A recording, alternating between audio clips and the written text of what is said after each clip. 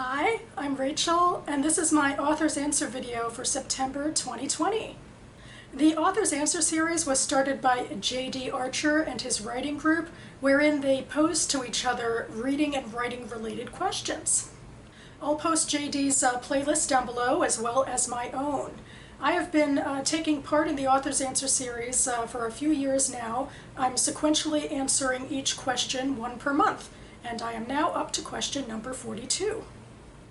And they did me dirty with this one, because the question is there room for political correctness in books? Talk about one of the most explosive and controversial topics in publishing. My answer is to walk the middle lane, or at least I think I am.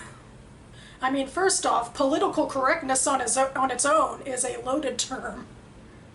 Is PC a derogatory spin made up by bullies who are trying to distract us from the fact that they don't believe in empathy and good manners? Or is it about gatekeeping and policing complex realities? For the most part, I don't think PC in modern literature is really a thing. There's more diversity, and perhaps that makes some folks uncomfortable, having to consider different people's experiences. In general, especially for people who are comfortable in how their identities are portrayed in the outside world, we are conditioned to accept the status quo. It takes a lot to move the needle, so much in fact that people with diverse experiences had to be very vocal about it to get anything going on. The market doesn't tend to change unless demands are made, and loudly. That being said, I'm disturbed by a trend or two. Perhaps calling them politically correct muddies the water a bit. Narrow-minded works just fine. In September 2017, Kat Rosenfield wrote in Vulture criticizing YA Bookish Twitter. Although the members of that community came back at her hard, I don't remember reading anything that dissuaded me from the fact that I think Rosenfield had a point. She was particularly tracking the backlash against a YA fantasy title, The Black Witch by Laurie Forrest. An influential reviewer gave it a scathing review for endorsing racism, where the point of the story seemed in fact to be about an ignorant, hateful protagonist growing to question her assumptions about the world. This concerns me on a critical thinking level.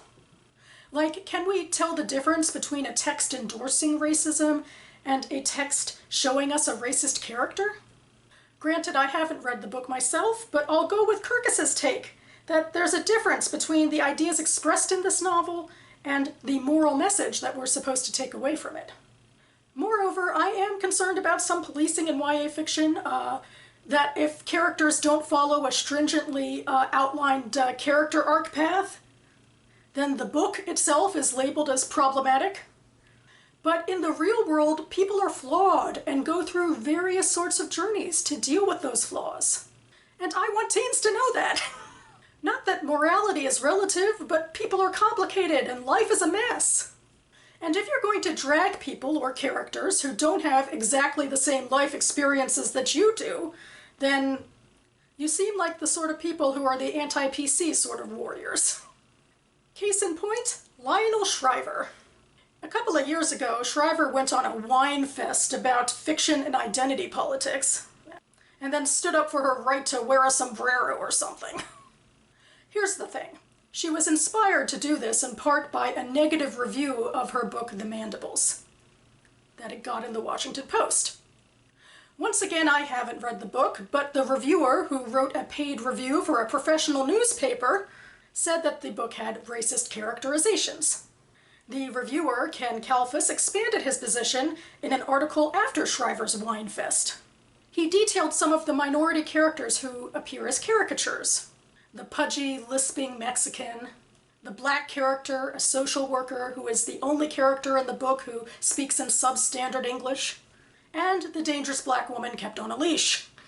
This isn't about people being against cultural appropriation, as Shriver says it is. This is about writing one-dimensional characters based off of prejudicial stereotypes, and then getting miffed when people call you out on it. In conclusion, I want diverse, flawed characters in a complicated, messy world that challenges them. And I mostly get that, I think. Whether or not that's politically correct, I guess comes down to the person making the argument. But that's about as much hot water as I want to get myself into on my small fry channel.